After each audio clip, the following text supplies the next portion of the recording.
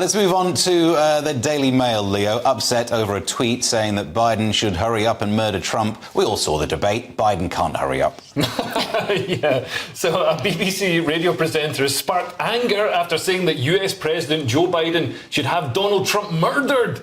David Aaronovitch, who presents Radio 4's Briefing Room show, took to Twitter yesterday saying, "If I was Biden, I'd hurry up and have Trump murdered on the basis that he is a threat to America's security." Hashtag SCOTUS, that's the Supreme Court. So critics claimed that Mr. Aaronovitch had broken the corporation's rules around employee impartiality. I don't know if you have to be impartial about other countries, but David Aaronovitch stressed the post was satirical, but then deleted it, which is always a sure sign of confidence in your work. Well, there was a far-right pile on Leo, so he had to. Yeah, because I didn't pile on him for the initial tweet, but I did pile on him for calling it a far-right pile-on. Because if we were just saying, if like you're...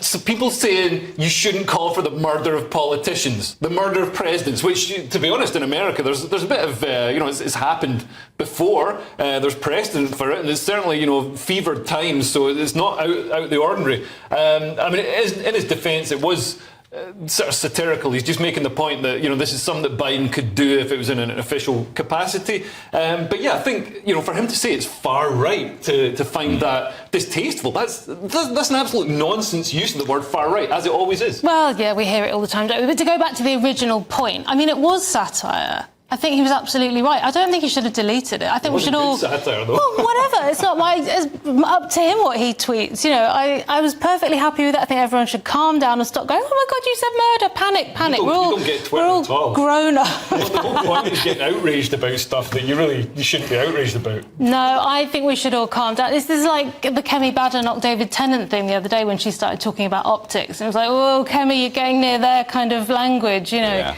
I mean, this is David Aaronovitch mentioning the murder of someone who said he could go onto Fifth Avenue and shoot someone. So you could trace this back to him maybe not starting it, and it was a joke based on one of the dissenters from the Supreme Court. Sotomayor said that this could be used to cover the idea of assassinating. It won't be. Surely, to goodness, that's not considered. Oh yeah, a core. Yeah. I was doing it as president. Just a function of the government.